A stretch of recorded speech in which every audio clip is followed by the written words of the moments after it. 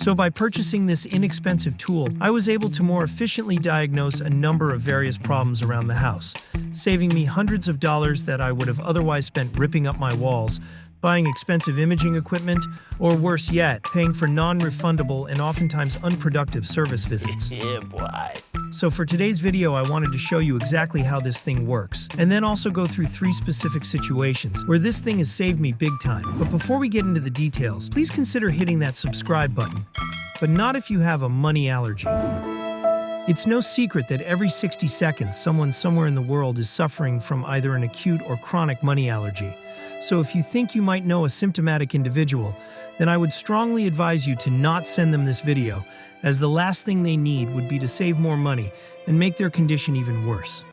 Okay, so the tool in question is this $30 borescope, which is essentially a tiny camera on a long, flexible cable that you can fish in through what would otherwise be any visually inaccessible areas.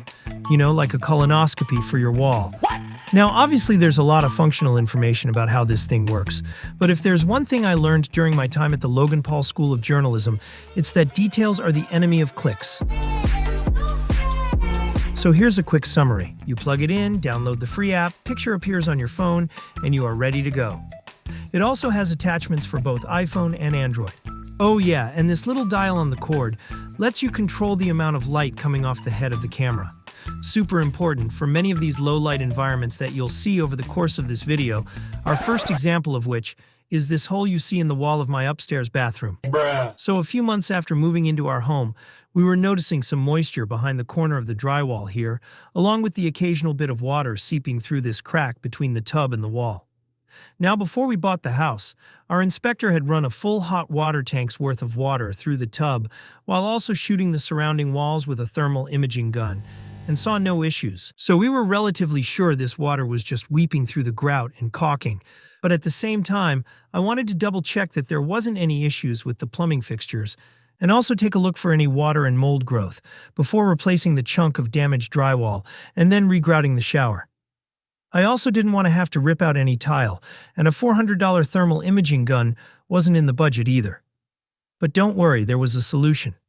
You see, my stud finder was showing something metal right behind the wall here, and I figured that was probably the shower plumbing, which meant that there was also likely to be a hole in the stud there, through which the pipe can cross into the stud bay with the plumbing fixtures. After opening up the wall, I was then able to just crank up the LED lights on the head of this thing and feed it through while running the shower to double-check that none of the connections were leaking.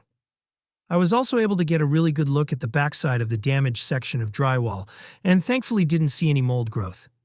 One bit of advice, though, if you should ever find yourself in a similar predicament, just be sure to not use anything deeper than a half-inch utility blade to dissect that drywall, as those water pipes can be right up against the wall, and you don't want to be going at them with a drywall saw or multi-tool.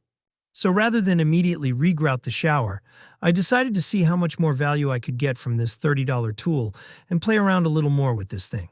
So when we first moved into this house, the previous owners had pets and weren't exactly super diligent homeowners, so we wanted to go ahead and do a thorough duct cleaning, as this was likely long overdue.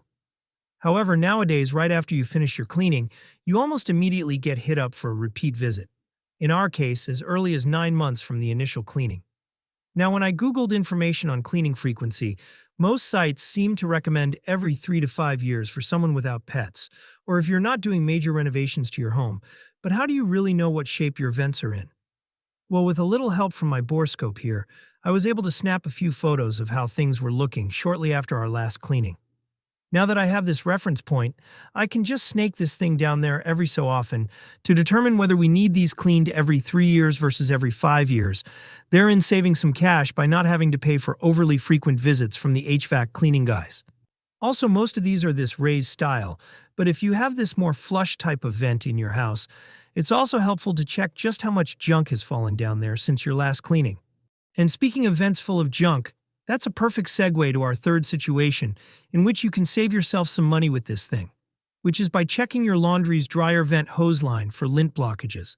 This is just a smart thing to get in the habit of doing, as these things can eventually become somewhat of a fire hazard if not cleaned properly.